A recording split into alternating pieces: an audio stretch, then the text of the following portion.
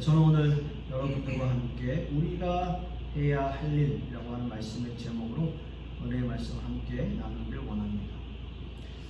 예수님께서는 이제 공생의 기간이 얼마 남지 않은 이 상황 속에서 제자들을 조금 더 훈련시키길 원하셨겠죠. 제자들은 예수님과 함께 3년 가까이 따라다니면서 많은 교훈을 배웠고요.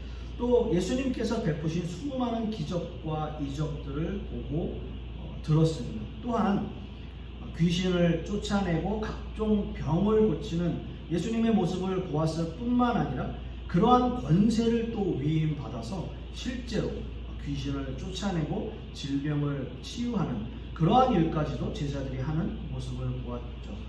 그러나 여전히 그들은 참 믿음을 이해하지 못했고요. 또 하나님 나라에 대한 여러 가지 오해를 가지고 있었어요. 그래서 하나님 나라에서 누가 더 큰가 이런 것들을 이야기하면서 예수님께 책망을 받는 그런 모습도 우리는 성경을 통해서 볼 수 있었습니다. 따라서 이와 같은 제자들의 상태를 예수님께서는 너무나 잘 알고 계셨기 때문에 예수님께서는 하나님 나라의 백성에게는 가장 기본이 되는 것이 바로 믿음이다 라고 해서 이 믿음에 대해서 좀 더 가르치고 싶어 하셨던 거죠.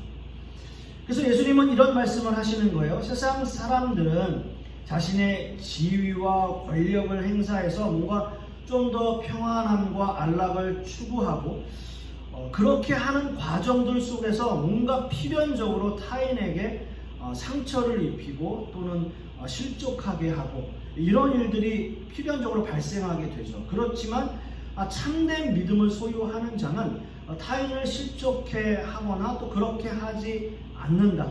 그러면서도 또 자신도 실족하는 일이 없다 라는 이야기를 하시면서 이런 것들을 통해서 지속적으로 뭔가 용서해야 된다라는 이야기를 하시는 거죠.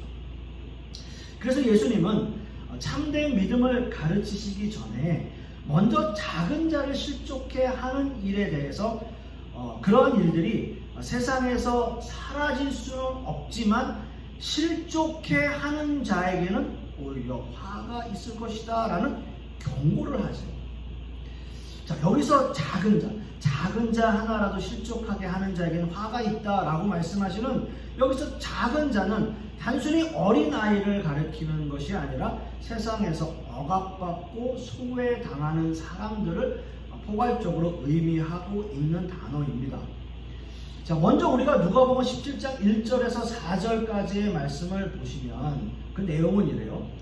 먼저는 형제를 실족하게 하지 말라라는 거예요. 그래서 실족해 한다라는 의미는 의도적으로 또는 고의적으로 어떤 올무를 씌워서 남을 영적으로나 육적으로 죄악에 빠뜨리게 만드는 그런 행위를 가리키고 있어요. 그러니까 실족해 하는 건 뭔가 남을 이렇게 곤란하게끔 뭔가 올무에 빠지게끔 만드는 경우를 이야기하는 겁니다. 의도적으로요.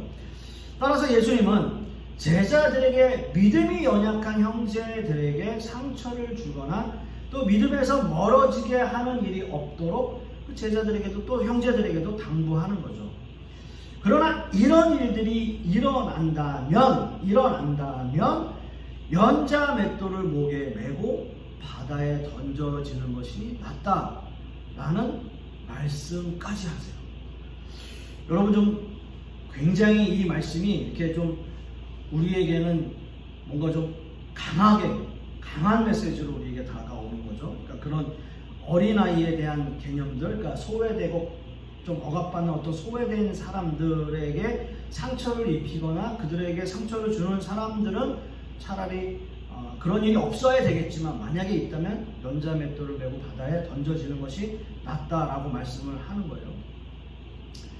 이 비유의 말씀은 사실 고대 로마와 수리아 지역 또는 그리스의 그 지역에서도 흔히 있는 어떤 그런 그 유전되어져 내려오는 이야기 중에 하나예요. 어떤 사형 제도예요. 그러니까 로마나 수리아, 그리스에서 있는 사형 제도 중에 하나가 바로 그 연자 맷돌을 목에 매서 바다에 던져버리는 것이 사형 제도 중에 하나예요. 그러니까 예수님께서는 그것을 비유로 말씀하고 계시는 거죠. 결국은 이 말씀도 형제를 실족해 하지 말라라는 예수님의 강한 경고의 말씀이다 라고 보여지는 것, 그렇게 보는 거죠. 그러니까 정말 실족해 한 사람 연자맷돌 매가지고 바다에 던지는 그런 것이 아니라 그만큼 실족하게 하지 않는 것이 너무나 중요하다라는 경고의 말씀이라는 거예요.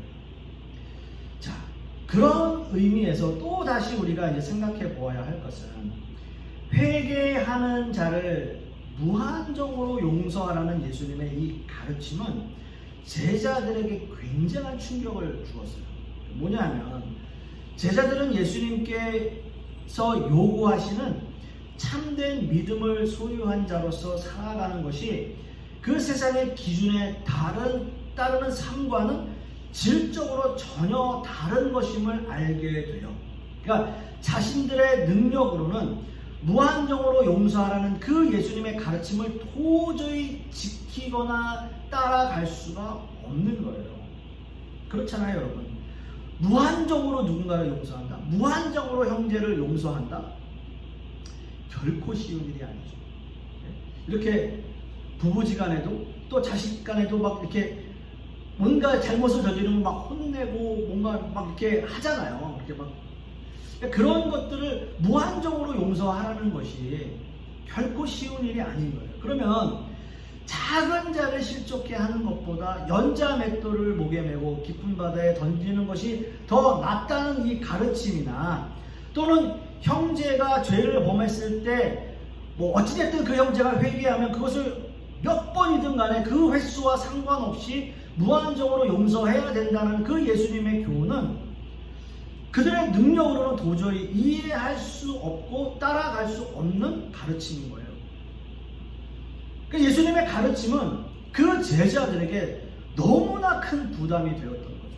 사실 어떻게 보면 유대교의 가르침은 죄를 범했으면 벌을 받는 거예요. 그게 율법이에요. 눈에는 눈, 이에는 이예요. 이렇게 죄를 범하면 그 죄를 깨닫고 죄를 알고 그 죄에 대해서 대가를 치르는 것이 율법인데, 그렇게 살아왔고 그렇게 행했는데 예수님께서 말씀하시는 것은 무한정으로 용서를 해라 라는 그 말씀이 엄청나게 부담이 되는 말씀인 거죠. 그리고 그거에 대한 책임의 짐을 그들은 느끼게 되는 거예요. 자, 그래서 제자들은 이런 말을 합니다. 5절 말씀을 한번 보세요. 5절 말씀 보시면 사도들이 주께 여짜오되 우리에게 믿음을 더하소서 하니 라고 말씀하고 있어요. 우리에게 믿음을 더하소서. 자, 어떻게 보면 굉장히 생뚱맞은 말처럼 들리지만 이 문맥을 제가 지금까지 설명드린 그 설명의 내용으로 본다면 제자들이 충분히 예수님에게 요구할 수 있는 내용이에요. 제자들은 양쪽으로 더 크고 확실한 어떤 믿음을 달라고 요청하고 있는 거예요. 그러니까 그런 것들을 예수님께서 말씀하시는 그 교훈을 받아들일 수 있는 믿음이 없다. 우리는 그거를 우리는 지킬 수 있는 힘이 없다, 능력이 없다. 그러니 예수님 우리에게 더 큰, 더 실제적이고 더 크고 확실한 믿음을 우리에게 주십시오라는 요청을 하는 거예요. 어떻게 보면 당연하잖아요. 그렇게 느껴지잖아요, 여러분. 우리에게 더 큰 믿음을 주십시오. 그 믿음만 있으면 내가 예수님께서 말씀하시는 그거 다 지켜보겠습니다. 다 용서해 보겠습니다. 더 큰 믿음, 확실한 믿음, 눈에 보이는 믿음, 내가 느낄 수 있는 그 믿음의 큰 양, 그걸 한번 주십시오. 그러면 한번 해보겠습니다. 자, 그러나 제자들의 이 요청은 믿음에 대한 잘못된 인식에서 비롯되는 거예요. 잘못된 인식. 제자들에게 필요한 것은 양쪽으로 더 큰 믿음이 아니라 어떤 의미에서는 그들의 질적으로, 내면적으로, 또 생명력이 있는 믿음을 구했어야 했어요. 그래서 예수님께서는 이 말씀을 하시는 겁니다. 6절 말씀을 한번 다시 보시면 주께서 가라사대 너희에게 겨자씨 하나할 만한 믿음이 있었더라면 이 뽕나무더러 뿌리가 뽑혀 바다에 심기우라 하였을 것이요 그것이 너희에게 순종하였으리라. 이렇게 말씀하시고 있습니다. 자, 이러한 비유는 참된 믿음이 양쪽으로 커다란 믿음이 아니라 그것이 질적으로 생명력이 있고 그 안에 하나님의 은혜가 있는 믿음임을 말씀하고 있는 거죠. 당연한 거죠. 그래서 질적으로 생명력 있는 믿음이라고 하는 것은 전적으로 모든 것을 하나님께 의뢰하는 거예요. 하나님을 신뢰하는 거예요. 자, 믿음의 양을 구했던 그 제자들의 입장에서는 뭔가 예수님께서 말씀하신 그 말씀에 대한 답을 얻기 위해서 내가 더 큰 믿음을 가져야지라는, 그러니까 내가 이 모든 것들을 해결해야지라는 생각을 하고 있지만 예수님의 말씀은, 예수님의 비유의 말씀은 달랐어요. 아니, 너희들에게 아주 조그만 믿음만 있더라도 네가 하나님을 의지한다면, 네가 하나님을 의지한다면, 하나님께 모든 것을 의탁한다면, 아니 하나님을 네가 신뢰한다면 이 모든 것들이 다 이루어질 것이라고 하시는 거예요. 여러분, 어떻게 보면 작은 소자라도 실족해 되면 차라리 죽는 것이 낫다 라는 말씀을 하셨고, 죄를 지은 형제를 무한정으로 사랑으로, 무한한 사랑으로 용서하라 하는 자신 말씀이 여러분 현실적으로 우리에게 그렇게 쉬운 일이 아니요, 어려워요. 어려운 일이에요. 정말 그래요. 아마 이 말씀이 문자적으로 그대로 우리에게 적용된다면 우리는 다 그냥 죽은 목숨이에요. 왜요? 예수님의 이 말씀을 우리는 따를 수 있는 힘도 없고 능력도 없고 믿음도 없기 때문인 거죠. 여러분 한번 생각해 보면 얼마나 많은 사람들이 살아오면서 나로 인해서 실족했을까? 또 나로 인해서 얼마나 많은 사람들이 상처받았을까? 나는 모르지만 그런 사람들이 분명히 있었을 거고요. 또 실제적으로 제가 아는 상황들 속에서도 제가 상처 주고 여러 가지 상황들 속에서 그런 분들이 저에게 실족당하는 일들이 많이 있었을 거고, 또는 내 의도와는 상관없음에도 불구하고 나로 인해서 실족당하는 사람들도 있었을 거예요. 그럼 예수님의 이 말씀대로 이것이 문자적으로 적용이 된다면 저는 여러 번 죽었겠죠. 아니 그냥 그때 처음에 딱 죽고 그냥 끄떡뜨는 거예요. 어찌됐든 그런 상황이에요. 용서도 그래요. 용서라고 하는 말이 정말 중요한 말씀이죠. 근데 해야지 하면서도 쉽지 않은 것이 용서고요. 또 이런 것들로 인해서 우리도 그런 생각을 하고 있지만 그 당시에 제자들 역시도 엄청난 중압감과 책임감을 느끼고 있었을 거예요. 그러니까 예수님에게 우리에게 믿음을 더해 주십시오 라는 말씀을 할 수밖에 없는 거죠. 근데 예수님이 제자들에게 요구하시는 것은 뭐냐? 우리가 함께 읽었던 이 6절의 말씀처럼 바로 믿음에 대한 본질이에요. 믿음에 대한 본질. 여러분 생각해 보십시오.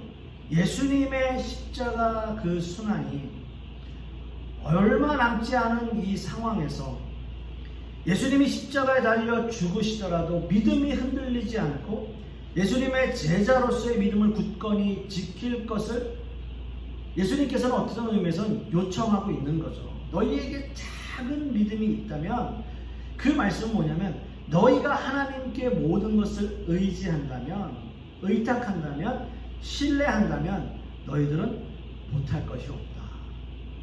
바로 그 말씀이에요. 십자가 순환을 얼마 남겨두고 있지 않은 그 예수님께서 제자들에게 말씀하시는 거예요. 믿음의 본질은 이런 것이다 라고 말씀하시는 거죠. 자, 그리고 나서 예수님은 제자들에게 아주 중요한 말씀을 하십니다. 자, 바로 제자들에게 너희의 정체성은 바로 이런 것이다. 너희들은 이런 사람들이다 라는 이야기를 해요. 그래서 7절에서 10절까지의 말씀을 우리가 한번 다시 한번 보시면, 자 보십시오. 너희 중 누구에게 밭을 갈거나 양을 치거나 하는 종이 있어 밭에서 돌아오면 그더러 곧 와 앉아서 먹으라 말할 자가 있느냐? 이렇게 말씀하시면서요. 8절 말씀 보세요. 잘 들어보십시오. 도리어 그더러 내 먹을 것을 준비하고 띠를 띠고 내가 먹고 마시는 동안에 수종을 들고 너는 그 후에 먹고 마시라 하지 않겠느냐? 명한 대로 하였다고 종에게 감사하겠느냐? 그리고 10절 말씀에 이와 같이 너희도 명령받은 것을 다 행한 후에 이르기를 우리는 무익한 종이라 우리가 하여야 할 일을 한 것뿐이라 할지니라. 자, 여러분 잘 생각해 보세요. 지금 우리가 함께 읽은 본문 7절에서 10절까지의 말씀을 보면 참 아이러니해요. 특히 7절 말씀 보면 너희 중은 바로 이제 제자들에게 말씀하시는 거예요. 누구에게 밭을 갈거나 양을 치거나 하는 종이 있대요. 그러니까 우리에게 종이 있어요. 그 종이 밭을 하루 종일 갈고 아니면 양을 하루 종일 치고 집에 왔어요. 자기가 이제 책임지고 이제 종들이 하는 일이에요. 그런 일을 했어요. 근데 그 종더러 와서 야, 너 힘들었으니까 와서 앉아 먹어. 아, 너 너무 하루 종일 힘들었지? 라고 말을 해야 되지 않아요? 종에게. 근데 그렇게 할 자가 있느냐라는 얘기를 하세요. 오히려 거꾸로 얘기를 하시는 거예요. 하루 종일 양을 치고 하루 종일 밭을 간 종에게, 그 종이 집에 들어왔는데 와서 먹고 좀 쉬어, 하루 종일 고생했어 라고 하는 주인이 좋은 주인인 것 같은데 전혀 다른 말씀하세요. 그렇게 했는데 와서 앉아 먹으라 라고 말할 자가 있느냐? 라는 말씀을 하세요. 자, 그거는 뭐냐 하면 그 당시 고대 사회에서 주인과 종의 관계, 그 관계예요. 우리는 상상할 수 없는 관계예요. 주인과 종의 관계는. 종은 하나의 어떤 인격체로 다루어지지 않았고요. 주인에게 종속된 하나의 물건으로 취급되었어요. 그래서 어떤 의미에서 지금 이 시대로 따지면 이거는 인권유린이에요. 말도 안 되는 이야기예요. 하지만 그 당시에는 통용됐던 이야기예요. 자, 그렇게 하루 종일 밭을 갈고 양을 치고 온 그 종이 당연히 그 당시 상황에서는 그 주인이 먹을 양식과 모든 것들을 다 준비를 또 해야 됐어요. 오히려 지친 몸을 이끌고 집에 왔음에도 불구하고 주인이 먹을 음식을 준비하고 주인이 편히 쉴 수 있도록 모든 것을 준비한 다음에 그 종이 먹고 마실 수 있었다는 거예요. 그게 그 당시에 사람들, 말하자면 주인과 종의 관계예요. 여러분 이상하게 생각할 필요 없어요. 당연한 관계였어요. 그것이. 그러니까 예수님께서 그렇게 말씀하실 거예요. 앉아서 먹으라 말할 자가 있느냐? 없는 거예요. 그런 사람이. 당연한 거예요.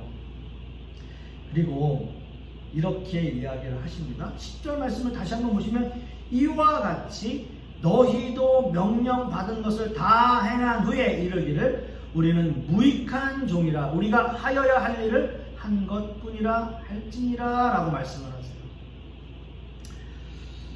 자, 이 본문에서 무익하다 라는 의미는 종이 필요 없다거나 주인에게 해를 끼친다는 의미가 아니라 단지 종으로서의 의무, 종으로서의 책임을 다했다라고 해서 칭찬을 받거나 어떤 사례를 받을 만한 일이 아니다라는 것을 이야기해요.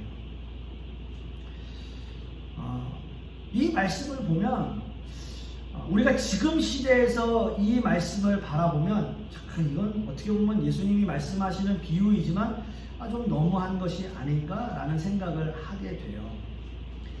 자, 그렇다면 이 말씀이 어떻게 보면 17장 1절에서 10절 모든 상황들, 모든 비유의 말씀들에 대한 결론이 바로 이 10절이라고 할 수 있는데, 이 10절이 1절부터 9절까지의 말씀에서 의도하고 있는 그 결론의 말씀이 무엇이냐라고 하는 거죠.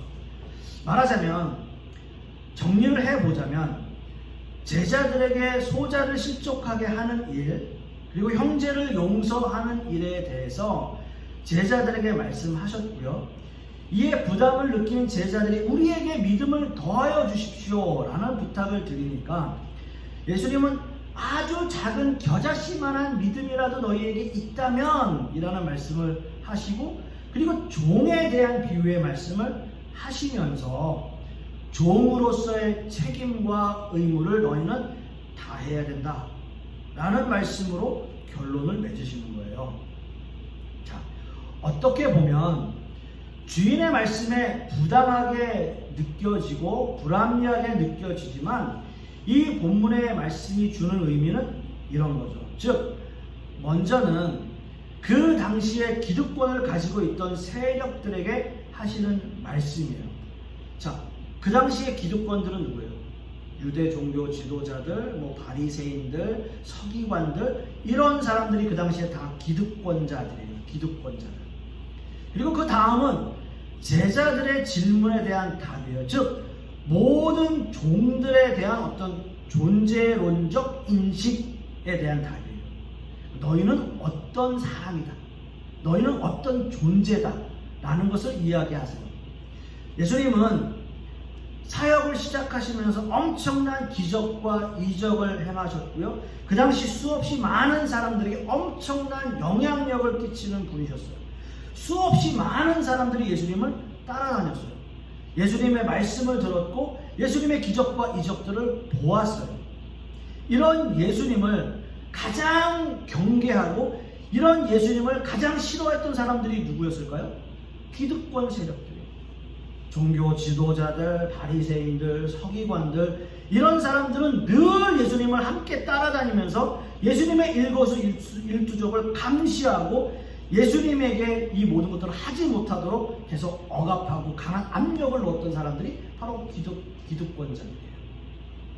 그렇기 때문에 오늘의 이 말씀에서도 예수님은 이 바리새인들과 같은 기득권을 가진 세력들을 질타하고 있는 거죠. 바리새인들은 자신들이 하나님의 종으로 어떤 선한 일을 할 때마다 하나님 앞에 어떤 보상, 즉 복을 받기를 원했고 그렇게 받아야 한다고 생각했던 사람이에요. 여러분, 우리가 너무나 잘 아는 바리새인과 세리의 기도에서도 여실히 드러나잖아요. 나는 이러이러한 것을 했기 때문에 하나님 나에게 이러이러한 복을 주셔야 됩니다 라는 걸 이야기하는 거예요. 보상을 이야기해요. 그런 사람들에게 대한 예수님의 경고의 말씀은 이렇습니다. 하나님 앞에서 하나님의 백성들은 모두가 다 동등하고 하나님의 자녀로서의 삶, 그 이상도 그 이하도 아니다. 종들에게 그런 높고 낮음의 위치는 중요하지 않다라는 이야기를 해요. 그렇게 이야기하는 거예요. 예수님께서 우리를 구원해 주신 구원의 은혜는 다 똑같아요. 어떤 사람이 학업이 출중해서, 어떤 사람이 뭐가 잘나서 얘를 특별 대우로 하나님께서 구원해 주시는 일은 없어요.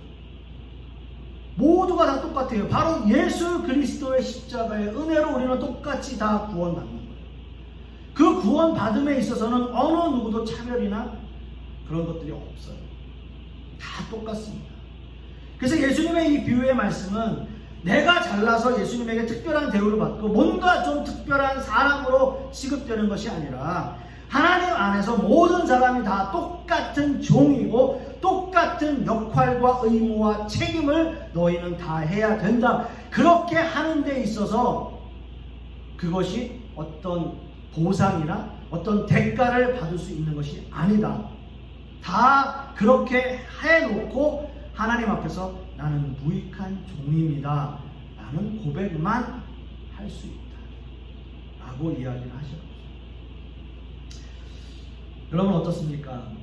우리가 세상에서 일을 할 때 우리는 당연히 그 일한 것에 대한 보상을 받아요. 우리가 월급날이 되었다고 와, 우리 사장님 너무 좋으시다. 내가 그렇게 일 많이 한 것 같지 않은데 나를 월급을 또 주시네? 이렇게 말하는 사람은 없을 거예요. 우리는 늘 월급을 받아도 좀 부족한 것 같아. 이건 좀 더 받아야 되는 것 같아. 이렇게 얘기해요.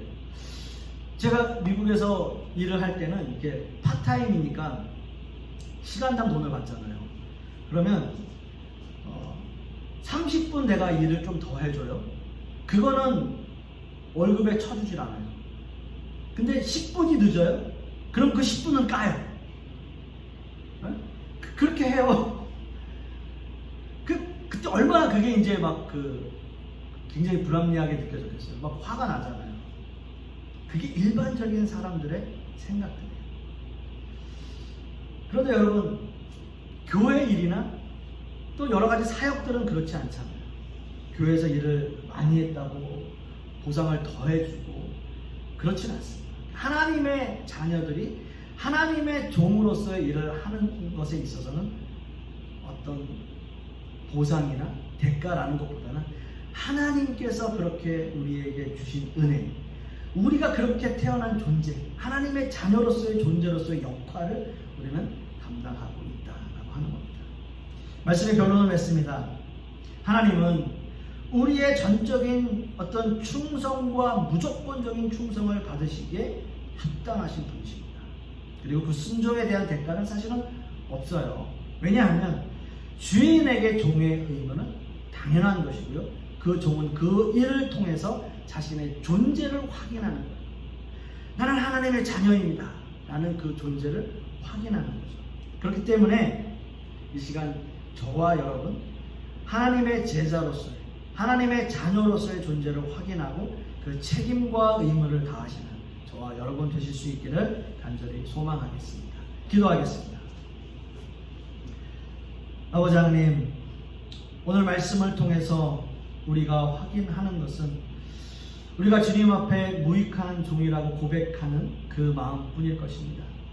우리가 하나님의 자녀로 택함받고 하나님의 자녀로서의 삶을 살아가는데 우리가 늘 이 책임과 의무를 다하는 우리 모든 성도님들 되게 하여 주시옵소서.